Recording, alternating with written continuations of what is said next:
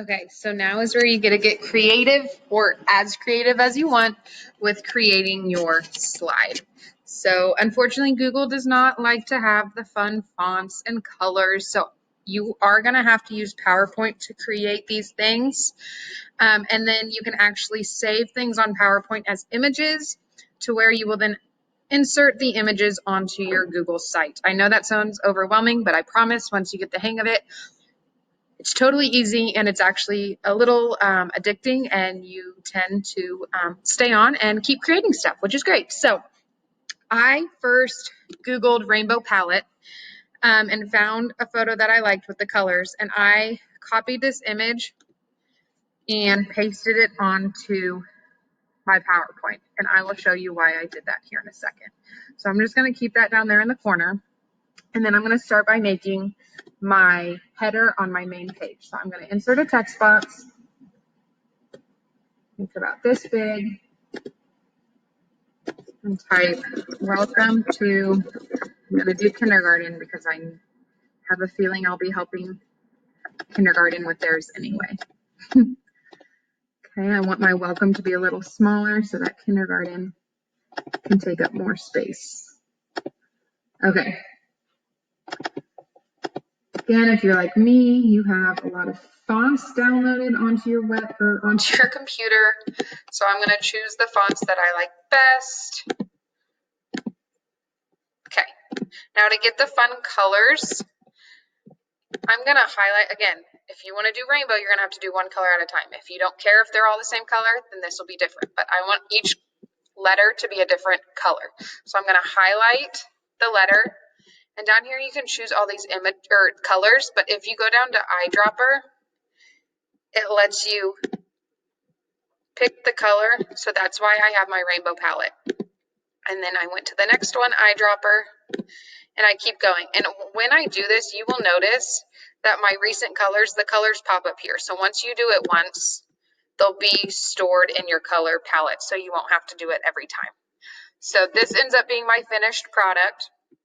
Now I want to save this as an image. So if you select it, another way to select everything is to Control A, but I don't want that, so I'm just going to do the text. If you right click, one of your options is Save as Picture. So I'm going to do Welcome to Kindergarten, which I already made, but I'm going to replace it into this one. And now I'm ready to add my header. So I'm going to go back to my Google site.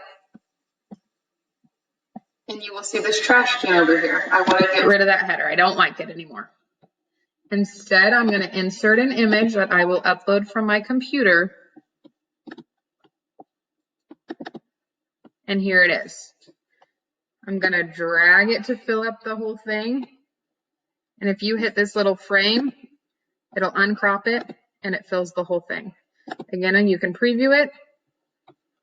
And it shows you what it looks like on a computer, tablet, or smartphone. So that is how you're going to create your headers.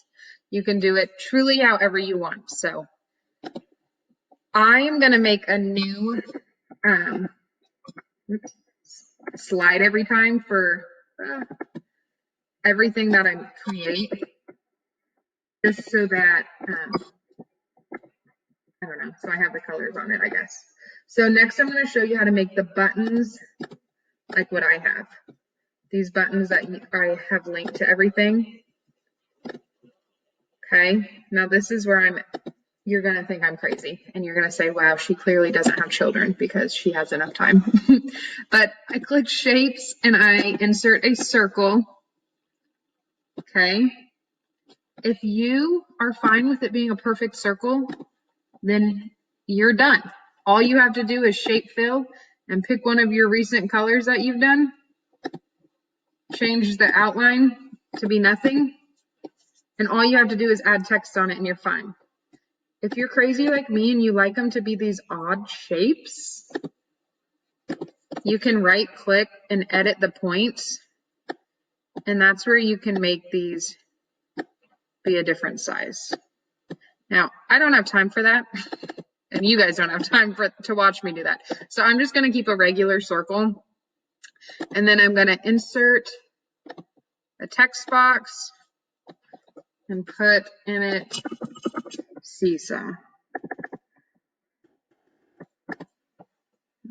I'm going to fill in the circle.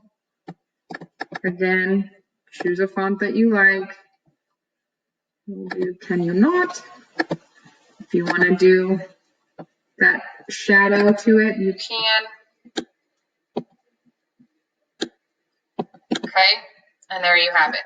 Now to save this as a picture, again, Control A, and then if you just keep holding Control and click that, it'll unclick it. Right click, save as picture, and we'll call this one Seesaw. Now I'm going to come over here, and on my Google Sites, I know that I'm going to have 4 buttons, so I'm going to drag this layout here. And that way I can add each of my buttons, uncrop them, and they'll each pop up here. Now to link it, all you have to do is click the image, and you'll see the chain.